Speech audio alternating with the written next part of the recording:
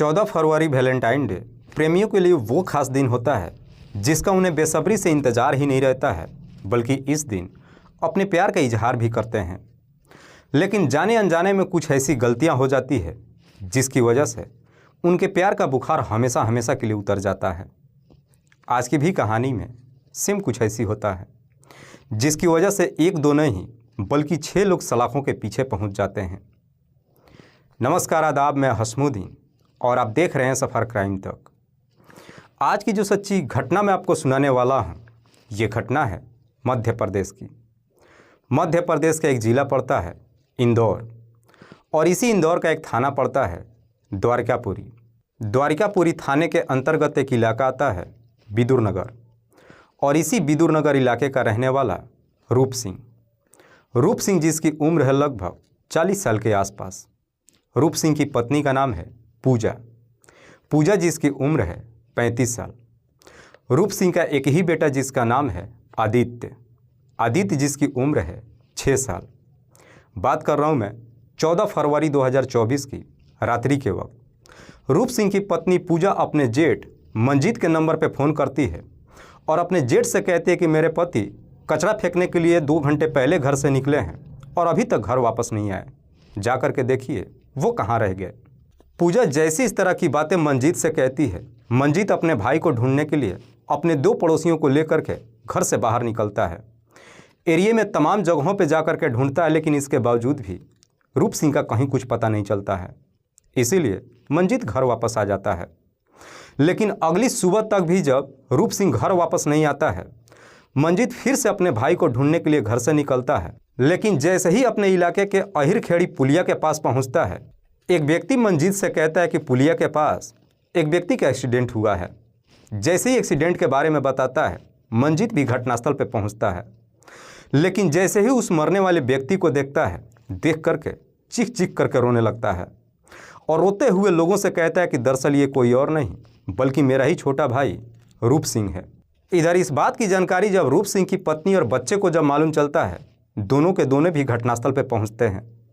लेकिन जैसे ही रूप सिंह को मृत अवस्था में देखते हैं, चीख चीख करके रोने लगते हैं। साथ ही इस बात की जानकारी नज़दीकी थाने में दी जाती है। इधर पुलिस को जैसे ही सूचना मिलती है, पुलिस अपने टीम के साथ घटनास्थल पर पहुंचती है और सबसे पहले डेड बॉडी को चेक करती है। तो मालूम चलता है कि रूप सिंह के सर पे एक काफ़ी गहरा घाव था। उसके सर में धूल मिट्टी भी लगा हुआ था। रूप सिंह की स्कूटी भी बगल में पड़ी हुई थी और उसका चप्पल भी वहीं पे मौजूद था। मोबाइल भी वहीं पे गिरा था, लेकिन मोबाइल स्विच ऑफ हो चुका था। पुलिस सारी चीज़ों को बरामद करती है और साथ ही साथ रूप सिंह की डेड बॉडी को अपने कब्जे में लेकर पोस्टमार्टम के लिए भेज देती है और रूप सिंह की भाई और पत्नी से कहती है कि शायद रूप सिंह की रात्रि के वक्त एक्सीडेंट हो गया है। लेकिन जैसे ही एक दिन का समय गुजरता है, अगले दिन जब रूप सिंह की पोस्टमार्टम रिपोर्ट आती है, उस रिपोर्ट में एक बड़ा ही चौंकाने वाला खुलासा होता है। दरअसल पोस्टमार्टम रिपोर्ट में बताई जाती है कि रूप सिंह के सर में जो घाव लगी है वो एक्सीडेंट की वजह से नहीं है, बल्कि उसके सर पे किसी भारी चीज़ से वार किया गया है।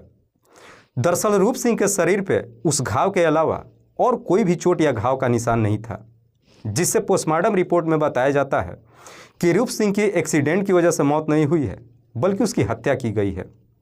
हत्या की पुष्टि जैसी हो जाती है, पुलिस अब इस केस को काफ़ी सीरियस तरीके से लेती है। पुलिस अब इस केस की छानबीन करते हुए रूप सिंह के घर पर जाती है और उसकी पत्नी पूजा से पूछताछ करती है। पुलिस पूजा से पूछती है कि क्या तुम्हें किसी पे शक है कि तुम्हारी पति की हत्या कौन कर सकता है? क्या तुम्हारा किसी के साथ में कोई दुश्मनी है? इस पे पूजा पुलिस वालों को जवाब देती है कि साहब, हम लोग बेहद ही गरीब परिवार से हैं, हमारा भला किसी के साथ कोई क्या दुश्मनी हो सकती है।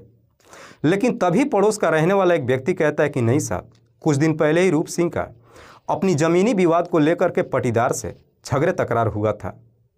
पड़ोसी जैसी इस तरह की बातें पुलिस वालों से कहता है, पुलिस आस पड़ोस के कई लोगों से पूछताछ करती है, पर इसके बावजूद भी पुलिस के हाथ कोई सबूत नहीं मिलता है। पुलिस फिर से पूजा के घर पे आती है और पूजा से पूछताछ करती है कि तुम्हारे पति का एक्सीडेंट नहीं हुआ है बल्कि उसकी हत्या हुई है, तो फिर तुम्हारे पति का डेड बॉडी पुलिया के पास कैसे पहुंचा? ये सारी बातें जब रूप सिंह का 6 साल का बेटा आदित्य सुनता है, आदित्य पुलिस वालों से कहता है कि साहब, मेरे पिता की रात में ही हत्या कर दी गई है। लेकिन जैसी इस तरह की बातें कहता है, पुलिस को भी पूरा यकीन हो जाता है कि रूप सिंह की हत्या किसी और ने नहीं बल्कि उसके अपनों ने ही किया है। इसीलिए पुलिस अब रूप सिंह की पत्नी पूजा के मोबाइल नंबर का कॉल डिटेल्स निकालती है। डिटेल्स को जब चेक करती है तो मालूम चलता है कि पूजा पिछले 6 महीने से एक नंबर पर लगातार बातचीत करते आ रही थी। दरअसल घटना वाले दिन भी पूजा ने उस नंबर पर बातचीत किया था। पुलिस जब उस नंबर का डिटेल्स निकालती है तो मालूम चलता है कि वो नंबर किसी शुभम पवार के नाम पर रजिस्टर्ड है। शुभम जिसकी उम्र है लगभग 22 साल, जो राजस्थान का रहने वाला है। दरअसल ये शुभम कोई और नहीं बल्कि रूप सिंह का ही सगा भांजा है। पुलिस को जैसे इस तरह का डिटेल्स मिल जाती है, पुलिस इसी डिटेल्स के आधार पर रूप सिंह की पत्नी पूजा को अपने कस्टडी में ले लेती है और फिर पुलिस पूजा के सामने उसके मोबाइल नंबर का कॉल डिटेल्स सामने रखकर उससे सख्ती से पूछताछ करती है।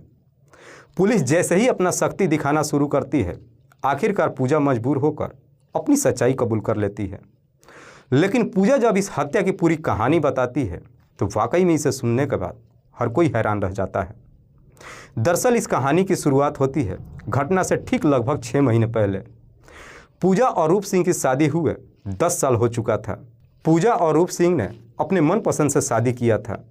शादी के बाद पूजा और रूप सिंह खुशहाल तरीके से अपने जीवन को व्यतीत करते हैं। 4 साल का जब समय गुजरता है, पूजा का एक बेटा भी हो जाता है जिसका नाम आदित्य रखते हैं। लेकिन जैसे जैसे समय गुजरने लगता है, इधर रूप सिंह धीरे धीरे शराब की आदी हो जाता है। शराब की इस प्रकार से आदी हो जाता है कि जब भी शाम के वक्त अपने घर पे पहुंचता है, अक्सर नशे की हालत में ही पहुंचता है, जिस वजह से पूजा और उसके पति के बीच झगड़े तकरार शुरू हो जाता है।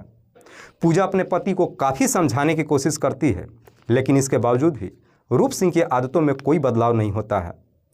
पूजा जब भी परेशान हो जाती है, अपने परेशानियों को दूर करने के लिए अक्सर अपने भांजे शुभम पवार के नंबर पर फ़ोन करती है और अपनी परेशानी उसे शेयर करती है।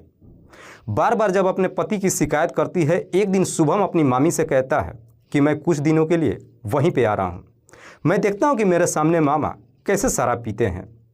इसलिए करीब 6 महीने पहले शुभम अपने मामा के घर पे पहुँच जाता है और अपने मामा के ही घर पे रहने लगता है। शुभम अपने मामा के घर पे तो रहता है, लेकिन इसके बावजूद भी रूप सिंह शराब पीना नहीं छोड़ता है।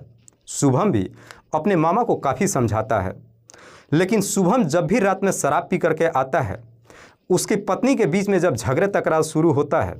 इस वजह से पूजा जब अपनी तकलीफ़ अपने भांजे के साथ शेयर करती है, धीरे धीरे पूजा और शुभम एक दूसरे के करीब आ जाते हैं। इतना करीब आ जाते हैं कि आखिरकार ना चाहते हुए भी मामी और भांजे के बीच में प्रेम प्रसंग शुरू हो जाता है। शुभम और पूजा के बीच में जब प्रेम प्रसंग शुरू होता है, आखिरकार वो समय भी आ जाता है जब लाज और हया की सारी सीमाओं को लांघ देते हैं और फिर पूजा के घर के अंदर ही दोनों के बीच संबंध भी बन जाता है। एक बार जब ये सिलसिला शुरू होता है, उसके बाद से कभी रुकने का नाम ही नहीं लेता है। दरअसल शुभम जितने अपने मामी से प्यार करने लगता है, उससे कहीं ज़्यादा पूजा अपने भांजे से प्यार करने लगती है। लेकिन दोनों के बीच में जब प्रेम प्रसंग शुरू होता है, इस बात की जानकारी रूप सिंह को कभी मालूम ही नहीं चलता है। घटना से ठीक 2 दिन पहले रूप सिंह जब शाम के वक्त शराब के नशे में अपने घर पे पहुंचता है, इसी बात को लेकर के रूप सिंह और उसकी पत्नी के बीच में झगड़े तकरार शुरू हो जाता है। उस दिन रूप सिंह अपनी पत्नी की बुरी तरीके से पिटाई कर देता है। इस पिटाई से पूजा इस प्रकार से तंग आ जाती है कि उसी रात को ही अपने भांजे शुभम के नंबर पर फ़ोन करती है और कहती है कि तुम क्या मुझे प्यार करते हो कि तुम्हारे रहते हुए मुझे हमेशा मार खाना पड़ता है। जैसी इस तरह की बातें कहती है, इस पर शुभम डायलॉग मारते हुए अपनी मामी से कहता है कि अगर मामा ने तुम्हारे ऊपर दोबारा कभी हाथ उठा दिया तो मैं उसे हमेशा के लिए इस दुनिया से हटा दूंगा। जैसी इस तरह की डायलॉग मारता है, मामी शुभम को जवाब देते हुए कहती है कि क्या तुम चाहते हो कि मैं दोबारा पिटने के लिए इंतज़ार करूं? अगर वाकई में तुम मेरे पति को इस दुनिया से हटाना चाहते हो तो अभी के अभी हमेशा के लिए उसे इस दुनिया से हटा दो। इधर पूजा जैसे ही अपने पति को हमेशा के लिए इस दुनिया से हटाने के लिए कहती है, शुभम भी अपने मामी के प्यार में इस प्रकार से अंधा हो चुका था कि अपने मामा को ही इस दुनिया से हटाने के लिए तैयार हो जाता है। उसके बाद से पूजा और शुभम दोनों मिल कर के रूप सिंह को इस दुनिया से हटाने का एक षड्यंत्र बनाते हैं। 13 फरवरी 2024 को शाम के वक्त शुभम अपने मामी के प्यार में इस प्रकार से अंधा हो चुका था कि अपने व्हाट्सएप पे एक स्टेटस लगाता है और उस स्टेटस में लिखता है कि मेरा इश्क औरों जैसा नहीं है, अकेले रहेंगे पर तेरे रहेंगे। पूरी रात कैसे भी करके समय गुजारता है और अगले दिन अपने मामा के घर जाने से पहले अपने षड्यंत्र में शुभम अपने 4 दोस्तों को शामिल कर लेता है। हालांकि शुभम के ये चारों दोस्त शुभम का साथ देने के लिए तैयार नहीं होते हैं, लेकिन शुभम अपने दोस्तों को रुपये और पैसों का लालच दे देता है। उसके चारों दोस्त भी पैसों की लालच में आ जाते हैं। 14 फरवरी को ही शुभम अपने चारों दोस्तों को लेकर इंदौर में निकल जाता है। 14 फरवरी 2024 के रात्रि के करीब 10 बजे के आसपास इधर हर रोज की तरह जब रूप सिंह शराब के नशे में घर पे पहुंचता है, खाना खा करके गहरी नींद में सो जाता है। जैसे ही गहरी नींद में सो जाता है, उसके बाद से पूजा शुभम के नंबर पर फ़ोन करती है। इधर शुभम अपने चारों दोस्तों को लेकर के रूप सिंह के घर पे पहुंच जाता है। उस वक्त रूप सिंह काफ़ी गहरी नींद में सो रहा था।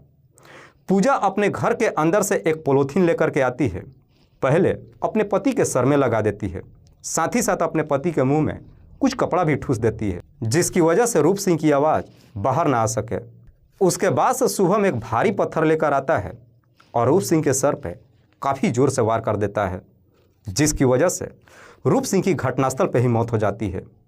उसके बाद से शुभम और उसके चारों दोस्त पुलिस के आंखों में धूल झोंकने के लिए और अपने आप को बचाने के लिए रूप सिंह की डेड बॉडी को लेकर के उसी के एक्टिवा स्कूटी पर बीच में बैठ जाते हैं और सुनसान रास्ते से होकर के अहिरखेड़ी पुलिया के पास पहुंचते हैं और वहीं पे रूप सिंह की डेड बॉडी को फेंक देते हैं। वहां पे काफ़ी देर तक बैठ करके शुभम के चारों दोस्त किसी के ना आने का इंतज़ार भी करते हैं।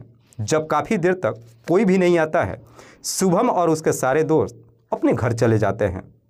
जैसे ही 1 घंटा का समय गुजर जाता है, करीब 11 बजे के आसपास पूजा अपने जेठ मंजीत के नंबर पर फ़ोन करती है और अपने जेठ से झूठ बोलती है कि मेरे पति कचरा फेंकने के लिए घर से बाहर गए हुए हैं पर अभी तक घर वापस नहीं आए हैं। वाकई में पूजा जब ये पूरी कहानी पुलिस वालों को बताती है, पुलिस पूजा के तहरीर पे उसके भांजा शुभम और शुभम के चारों दोस्तों को भी अपने कस्टडी में लेकर आती है। हालांकि शुभम के चारों दोस्त नाबालिग है। फिलहाल पुलिस ने इन तमाम आरोपियों को अपने कस्टडी में लेकर इन सब पे गंभीर धारा में मुकदमा दर्ज करके जेल भेज दिया है। दोस्तों, इस पूरी घटना के बारे में आप क्या सोचते हैं? आप अपनी राय हमें कमेंट बॉक्स में ज़रूर दीजिएगा। जाते जाते मैं आपको बता दूं कि कुछ मेरे व्यूअर्स हैं जो रोज़ाना अपना कीमती समय निकालकर मेरी कहानी को सुनते ही नहीं हैं, बल्कि अपना प्यार भी मुझे देते हैं, जिनमें से एक का नाम है चंद्रमोहन, जो जिला सूरजपुर छत्तीसगढ़ के रहने वाले हैं। दूसरे मेरे व्यूअर हैं प्रमोद यादव जो छतरपुर मध्य प्रदेश के रहने वाले हैं। फिर मिलते हैं कल एक और नई सच्ची घटना के साथ। तब तक के लिए जय हिंद, जय भारत।